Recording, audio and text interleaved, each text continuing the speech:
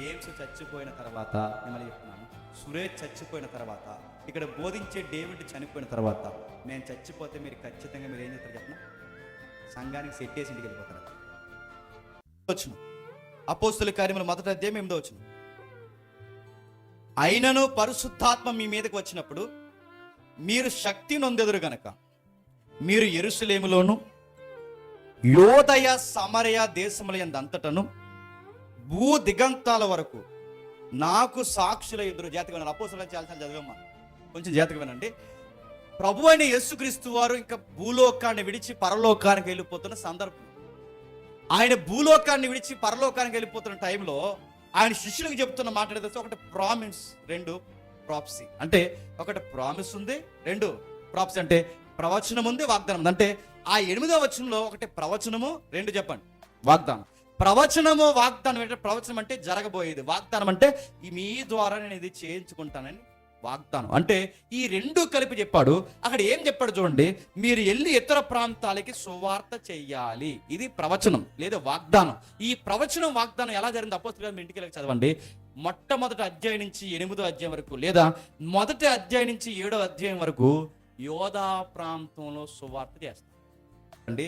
అపోస్తులు ఎక్కడ వరకు సువార్త ప్రకటించారు చెప్పనా? అపోస్తుల గారిని అర్థమవుతుంది. వీళ్ళు ఎక్కడ వరకు సువార్త ప్రకటించారంటే, ఆ రోజుల్లో అపోస్తల కార్యంలో యోదయ ప్రాంతానికి మాత్రమే సువార్త ప్రకటించారు. మరి తర్వాత ఎవరు ప్రకటించారు? అపోస్తులేమో సంఘానికి ప్రకటిస్తే, సంఘం నుంచి స్టెఫను అనే వ్యక్తి 7వ అధ్యాయంలోకి వచ్చి బయటకు వచ్చి మాట్లాడతాడు. బయటకు వచ్చి స్టెఫను ఎప్పుడైతే మాట్లాడాడో, ఇప్పుడు మొదటి అధ్యాయం 8వ వచనంలో మాట ప్రవచనం నెరవేరాలిగా. అంతగా ఆ ప్రవచనాన్ని నెరవేర్చడానికి దేవుడు ఏం చేసినట్టే స్టెఫన్ని బలిగా తీసుకున్నాడు. స్టెఫన్ని ఎప్పుడైతే బలిగా తీసుకున్నాడో, స్టెఫను చావును చూసిన సంఘం ఏమైంది చెప్పండి? చెదిరిపోయింది. ఎప్పుడైతే సంఘం చెదిరిపోయిందో, చెదిరిపోయిన సంఘం 8వ అధ్యాయంలో ఏం చేస్తుందో చూడండి ఒకసారి. 8వ అధ్యాయం మొదటి వచనం, 8వ అధ్యాయం మొదటి వచనం.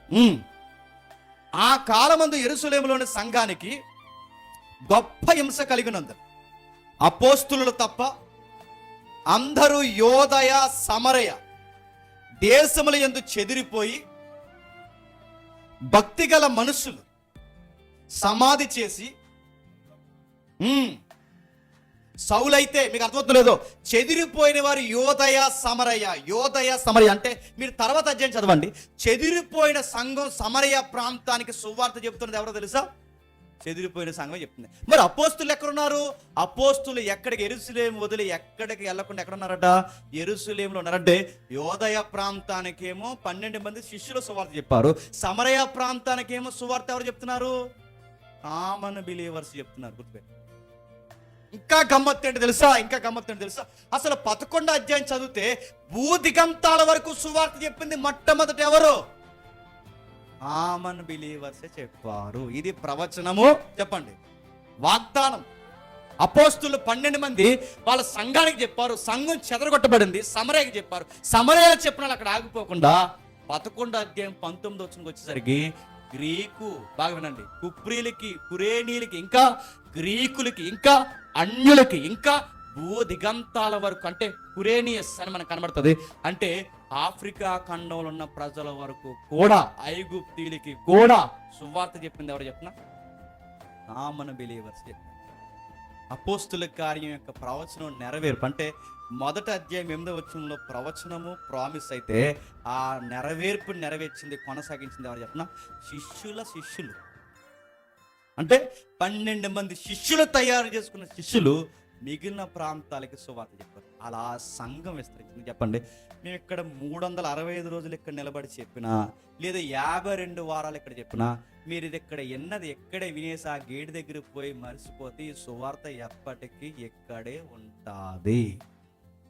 మీరు చెప్పకుండా ఎలాగే కొనసాగితే ప్రభువు చేసే మరొక కార్యాల్లో కార్యం ఏంటి చెప్పిన?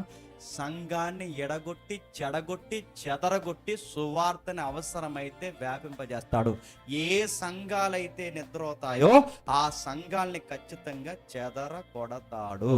మేము వస్తాము, నీట్గా వస్తాము, మా పౌడర్లో పేరంలో వీళ్ళు కదిలిపోకుండా 1 గంట ఇక్కడ కూర్చుని వెళ్ళిపోతామంటే దీనివల్ల ఒరిగేది, కరిగేది ఉపయోగం ఏమీ లేదు. సంఘం ఎప్పుడు అభివృద్ధి పొందుతుందంటే, ఎప్పుడు ఏళ్ళే ఎంచుకుంటున్నారు? మీరు ఇంటికి వెళ్ళి చెప్పరు కదా, మీరే ఎందుకు వస్తున్నారు? ఎవరిని తీసుకురారు కదా. నేను ఒక ప్రశ్న అడుగుతాను, చెప్పండి. నువ్వు జాయిన్ అవ్వు, మరి ఇద్దరిని జాయిన్ చేయి, ఆ ఇద్దరు నువ్వు ఇద్దరిని జాయిన్ చేయంటే ఈ దిక్కుమాల పాలసీకి ఎంతమంది జాయిన్ చేస్తారండి? నువ్వు ముందు చిన్న సైజ్ ఆఫీసర్ అవుతావు, తర్వాత అడ్మిన్ అవుతావు, తర్వాత దానికి ఇంకా ఏదో అవుతావు, ఆ తర్వాత ఏదేదో అవుతావు, ఆ తర్వాత నీకు కారు ఇస్తారన్నా. ఎంతమంది జాయిన్ చేస్తారు? అగ్రిగోల్డ్ అని తిరిగారు, అగ్రిగోల్డ్లో తెగ జాయిన్ చేస్తారు. చివరికి అగ్రిగోల్డ్ ఏం చేసి అగ్గేసిపోయింది అగ్రిగోల్డ్. అందరి జీవితంలో అదిగో, అందరి జీవితంలో అగ్గేసిపోయింది. అది రామోజీరావు ఏడి, ఆ పార్ట్నర్ ఏడి? ఈ లోకంలో నీకు ఏదైనా కలిసి వస్తుందంటే ఎంతమందిని కూడా తిప్పుకుంటావు, నీకు ఏదైనా ఒక విషయం చెప్తే ఎంతమందికి చెప్పుకుంటూ తిరుగుతావు, నీకు ఏదైనా కలిసి వచ్చే విషయం వస్తే వాళ్ళందరికీ ఎంత ప్రచారం చేస్తావు. నువ్వు అన్నీ చెప్తావు కానీ నీకు సువార్త చెప్పడానికి జబ్బేంటి? ఎందుకు చెప్పలేదంటే నువ్వేం చెప్తావు చెప్పనా? నాకు సిగ్గేస్తుందండి. ఎందుకు చెప్పట్లేదంటే నాకు రాదండి. ఎందుకు చెప్పట్లేదంటే నాకు తెలియదండి అంటే నేను అడుగుతున్నాను. మరి సంఘానికి ఎందుకు వస్తున్నావు? నువ్వు ఏం నేర్చుకుని వస్తున్నావు అడుగుతున్నాను. సంఘానికి నీకు తెలియదని ఇన్ని సంవత్సరాలు వచ్చి నాకు సువార్త చెప్పడం రాదంటే సిగ్గేయట్లేదు? నాలా నిలబడి ఇలా మైక్ పెట్టుకుని చెప్పడం కాదు ప్రసంగం అంటే. నువ్వు విన్న మాటలు ఫ్రెండ్లీగా వాళ్ళతో పంచుకో, వాళ్ళని పిలువు. ఒకవేళ నీకు చెప్పడం రాకపోతే నువ్వు వచ్చిన స్థలానికి వాళ్ళని కూడా చెప్పండి, తీసుకురా. ఏమీ చేయకుండా, ఇదేమీ గడించకుండా నేను కేవలం సంఘానికి వస్తున్నాను పోతానంటే నీ భక్తిలో సంథింగ్ రాంగ్. నువ్వు దేవుడికి ఎప్పటికీ నువ్వెవరో చెప్పండి తెలియదు. నేను తెలుసని నువ్వు అనుకున్నా, ఆయన తెలిసినా అనే మాట చెప్పనా, నీతో నాకు సంబంధము లేదు. ప్రభు వచ్చాడు, శిష్యుల్ని పిలిచాడు, తయారు చేశాడు, ఇతర సమీప గ్రామాల్లోకి వెళ్ళమన్నాడు, బయటికి వెళ్ళి సువార్త చెప్పమన్నాడు. ఆ చెప్పిన వారు ఇతరులను తీసుకొచ్చారు. అందులో ఆంద్రేయ ఉన్నాడు, సమరయ్య ఉన్నాడు, ఫిలిప్ ఉన్నాడు, నతానియేలు ఉన్నాడు, పౌలు ఉన్నాడు, తిమోతి ఉన్నాడు, అక్కులో ఉన్నారు, ప్రిస్కిల్లో ఉన్నారు, సంఘాలు ఉన్నాయి. ఇంకా మాట్లాడుకుంటే 11వ అధ్యాయం వచ్చేసరికి గ్రీకుల్ని అన్నిల్ని కూడా సంఘంలోనికి చెదిరిపోయిన శిష్యులు తీసుకొచ్చేసి ఈ సూత్రం మీరు పాటించండి. గిర్రని ఏడాది తిరిగేసరికి మళ్ళీ చెప్తున్నాను, ఈ స్థలం మనకు సరిపోతే ఒట్టు. మీరు చెప్పరు, మీరు మాట్లాడరు, మీరు బయటికి వెళ్ళి సువార్త ప్రకటించరు. కనుక ఎక్కడేసిన దొంగలే చెప్పండి, అక్కడ అన్నట్టు మన సువార్త ఎక్కడికే పరిమితం. చెప్పండి బయటకు. మరి బయట సంఘాలలో అందరూ అలా చెప్తున్నారు ఏంటంటే తెగలిపోతున్నారు సంఘానికంటే.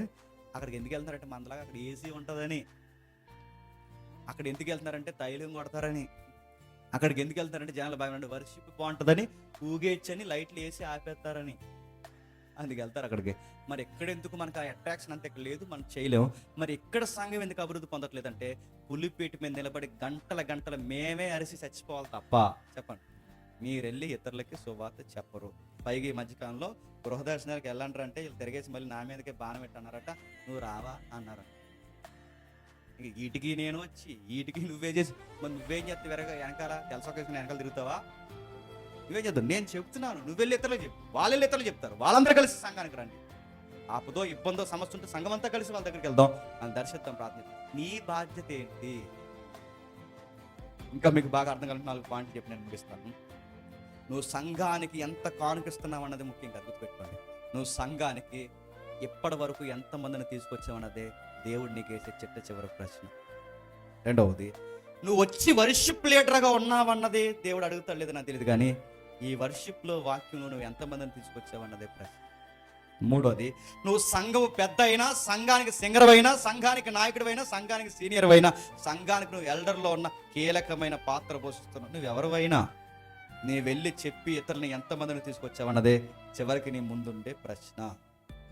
ఇక్కడ వాక్యం చెబుతున్నాం, ప్రతి వారం వచ్చి వాక్యము ఎంజాయ్ చేసి వెళ్ళిపోయే వాళ్ళు దేవుడికి ఏమీ చెప్పండి అవసరం లేదు. భలే చెప్పాడండి ఈరోజు అన్నయ్య అంటే దేవుడు భలే మాట్లాడుకుంటున్నారా అండో. భలే చెప్పాడు అనే కాదు, ఆ భలే చెప్పిన వాక్యాన్ని నువ్వు ఇతరులకి పంచుకునేలాగా నువ్వు కూడా సబాస్ లేదా బలా నమ్మకమైన దాసులని నువ్వు కూడా అనిపించుకోగలవా? సువార్త పులిపీట మీద నిలబడినాడు ఒక్కడే చెయ్యడు చెప్పండి, వచ్చిన వారందరూ చెప్పండి అందుకు శిష్యుల్ని తయారు. ఇప్పుడు చెప్పండి, శిష్యుల్ని ఎందుకు తయారు చేయాలి? మనం తెలుసుకున్న ప్రభువుని చెప్పండి ఇతరులు తెలుసుకునేలాగా ఇక్కడ మన శిష్యులు 52 వారాలు ప్రతి వాక్యము, ప్రతి సిద్ధాంతము, సంఘం మీదకి ఏదైనా అలజడి వస్తే దయచేసి అది జాగ్రత్తగా ఉండండి మిమ్మల్ని హెచ్చరిస్తూ 52 వారాలు ఇక్కడ ఏం చేస్తారంటే మిమ్మల్ని తయారు చేస్తారు. ప్రార్థన ఎలా చేయాలి, వాక్యం ఎలా ఉండాలి, ఇలా ఎదగాలి, ఇది సహవాసం, రొట్టె, ప్రతి విషయాన్ని ఇక్కడ నిలబడి మాట్లాడతారు, మిమ్మల్ని తయారు చేస్తారు. మీరు తయారు చేయబడిన తర్వాత మీరు వెళ్ళి చెప్పండి మీలాగా తయారయ్యే వాళ్ళని ఇతరుని తీసుకురావాలి. నీకు ఇదంతా విన్న తర్వాత నాకు పెద్ద ఆసక్తి అనిపించట్లేదండి ఈ వర్క్ అంటే, నువ్వు గుర్తుపెట్టుకో, నువ్వు చాలా తేడాగా ఉంటుంది. నీ భక్తులు చాలా తేడాగా ఉన్నావు, నేను ఇలా చేయడం నాకు సిగ్గుగా మొహమాటం ఉందంటే ప్రభు అంటాడు, నీ వల్ల నిన్ను బట్టి కూడా నాకు చాలా సిగ్గుగా చెప్పండి మొహమాటం ఉంది. ఎందుకంటే నేను చెయ్యి పని నువ్వు చేయకపోతే నువ్వెవరో నాకు తెలియదు. ఆయన భూమి మీదకి వచ్చిందే శిష్యులను తయారు చేయడానికి, ఇతర సమీప గ్రామానికి వెళ్ళి మనం తయారు చేయడానికే, శిష్యులను తయారు చేయడానికి, సర్వలోకానికి వెళ్ళి సర్వ సృష్టికి మనం చేయాల్సిన పనే శిష్యులను పిలవడానికి. భూదిగంతాల వరకు అంటే సమరయ, యోదయ, భూదిగంతాల వరకు వాళ్ళు చేసిందే శిష్యులను తయారు చేయడానికి. అలా సంఘాలు వ్యాప్తి పొంది ఈ కాకినాడలోని పట్టణం వరకు ప్రపంచాన్ని తీసుకొచ్చి శిష్యరికంలో సంఘంలో కూర్చోబెట్టారు. గుర్తుపెట్టుకోండి, ఇది ఎక్కడైతే ఏ సంఘం అయితే చేయదో, జేమ్స్ చచ్చిపోయిన తర్వాత, నేను మళ్ళీ చెప్తున్నాను, సురేష్ చచ్చిపోయిన తర్వాత, ఇక్కడ బోధించే డేవిడ్ చనిపోయిన తర్వాత, నేను చచ్చిపోతే మీరు ఖచ్చితంగా మీరు ఏం చేస్తారు చెప్పిన, సంఘానికి సెట్ చేసి ఇంటికి వెళ్ళిపోతారు. అది సమాధి. ఇంక అందుకే చూడండి, చాలా సంఘాలు, పెద్ద పెద్ద సంఘాలు, నేను ముగిస్తున్నాను, చాలా పెద్ద పెద్ద సంఘాలు, ఆ రోజుల్లో వెలసెళ్ళిపోయిన సంఘాలు ఈ రోజు ఎందుకు సెటరే వేస్తున్నారు చెప్పండి. వాళ్ళు శిష్యుని తయారు చేయలేకపోతే ఎంతసేపు కూడా తిప్పుకున్నారు తప్ప శిష్యుని ఎక్కడ తయారు చేశారు చెప్పండి. పెద్ద పెద్ద సువార్థికులు ఏరే వాళ్ళ తర్వాత ఆ సంఘాలే మూసేశారు, అమ్మేశారు. ఇప్పుడు కోట్ల చుట్టూ తిరుగుతుంది. రేపొద్దున మేము కూడా పోతాం ఉంటామా, ఇంకా ప్రతి ఒక్కరు చంపేస్తాం తయారవుతుంది. మా మీదకి ఎవడో మనం చంపేస్తారు, ఎదురు చేస్తారు. రేపు పొద్దున మేము పోతే పరిస్థితి ఏంటి? ప్రతి ఒక్కరు అడుగుతారు, రేపు పొద్దున మనం పోతే పరిస్థితి ఏంటి, నా తర్వాత ఏంటి? మేము మిమ్మల్ని తయారు చేస్తాం, మీరు ఇతరులను తయారు చేయకపోతే రేపు పొద్దున నీ సంఘానికి చెప్పండి భవిష్యత్తు. ఒకవేళ మీరు ఇలాగే నిద్రవుతూ ఉంటే, నిద్ర అయిన ప్రతి సంఘాన్ని దేవుడు ఏం చేస్తారు చెప్పండి, చెదరగొడతాడు, విడగొడతాడు. బయటికి వెళ్ళి సువార్త ప్రకటించలేక అనేక శ్రమలు కొనినట్టు. దేవా మాకెందుకు నీ శ్రమలు వస్తున్నాయి ప్రభు అంటే, నువ్వు సువార్త చేయకుండా సోదంత చెప్పుకుని నిద్రవుతున్నావు కనుకే శ్రమలు వద్దన్నా మన మీద. మన చెదరగొట్టి సువార్త చేయించడానికే, ప్రతి ప్రాంతానికి తరమడానికే, మనకు సువార్త ప్రకటన భారం తీయడానికి దేవుడు శ్రమలు గుండా నడిపిస్తుంది. అందుకే రేపు నుంచి మీరు ఏం చేస్తారంటే, బాగా వినండి, రేపు నుంచి మీరు ఏం చేస్తారు జేమ్స్ గారు అంటే, ఈ పులిపేట మీద ఎక్కడ చెప్పాం, రేపు నుంచి ఏం చేస్తాను చెప్పండి, మీకు తెలుసు. ఇతర ప్రాంతాలకు పోయి చెప్పండి, మళ్ళీ వారం అంతా తిరిగి ఆ ప్రాంతాల్లో సువార్త చెప్పి ఈ వాక్యాన్ని నేర్చుకుంటని కొంతమంది అయినా పిలిచి ఆ పిలువబడిన వారిని సహవాసం ఉండండి వారం అంతా చెప్పి మేము వస్తాం. మరి నువ్వేం చేస్తున్నావు రేపు నుండి? ఏరా చెట్టుకుని చెప్పండి పనికి పోయావు, ఏరా చెట్టుకుని చెప్పండి ఉద్యోగానికి పోతావు, లేదు ఇంటి దగ్గర వండుకుని ఇంకా కూర జరిగిపోతే దానికి ఇంకో 2-3 కూరలు వండుకుని తినేసి పట్టుకొని చేస్తున్నాం. అంతేనా నువ్వు చేసేది? నువ్వేం చేస్తున్నావు చెప్పండి? మేము ఇది చేస్తున్నాం, మా ధైర్యం మాకుంది, మేము ఈ పని చేస్తున్నాం, మేము తయారు చేస్తున్నాం, మా బాధ్యత మేము నెరవేరుస్తున్నాం. నీ బాధ్యత ఏంటి? మేము సంఘానికి వస్తున్నామండి, అందరికన్నా ముందే వస్తున్నానండి, ఆ బరకాలు కూడా నేనే వేసానండి, ఆ లైటింగ్ స్విచ్ ఫస్ట్ నేనే వేస్తానండి, సౌండ్కి వైర్ జాకు నేనే పెట్టానండి, సురేష్ అన్నికి కెమెరా నేనే సహకరించానండి, తర్వాత నేనే బరకాలు మాట్లాడుతాను అన్నీ సై వెరీ గుడ్. కానీ నీ కూడా నీ జీవితంలో బతుకెట్టుకుని ఒక్కడిని కూడా నీలాగా సంఘానికి తీసుకురాకపోతే చెప్పండి, నీ వల్ల ప్రభువుకి ఏం ఉపయోగం లేదు. నువ్వు పిలువబడ్డావు, నువ్వు వెళ్ళి ఇతను పిలువు, అప్పుడు నువ్వు నిజమైన శిష్యరికంలో. అర్థమైందిగా? ఎన్ని వారాలు చెప్పుకున్నావు? 6 వారాలు. ఈ 6 వారాల్లో పిలువబడ్డాం, పశ్చాత్తాపడిన మనం బాప్టిజాలు ఎందుకు తీసుకున్నావు నేర్చుకున్నాం, ప్రభురాత్రి భోజనంలో వాక్యంలో ఏ విధంగా బలం పొందావు నేర్చుకున్నాం, ప్రార్థనలో ఏ విధంగా స్థిరపడ్డావు నేర్చుకున్నాం. ఇప్పుడు ఇతర ప్రాంతాలకు వెళ్ళి సువార్త చేయాలని నేర్చుకున్నాం. ఈ 6 భాగాలు విన్న తర్వాత, ఈ చివరి భాగంలో ఈ బాధ్యతని గుర్తు లేకపోతే ఇక నేను జీవితంలో ఎవడో బాగు చేయబోతుంది. నువ్వు ప్రభు పని చేయి, ఆయన నీ పని చేస్తాడు. మొదట ఆయన రాజ్యాన్ని నీతి ఎతికి ఇతరులకు ప్రకటించు, అప్పుడు నీకు కావలసినవన్నీ చెప్పండి, ఆయన అనుగ్రహిస్తాడు. ఇది అర్థమైన వారు ధన్యులు.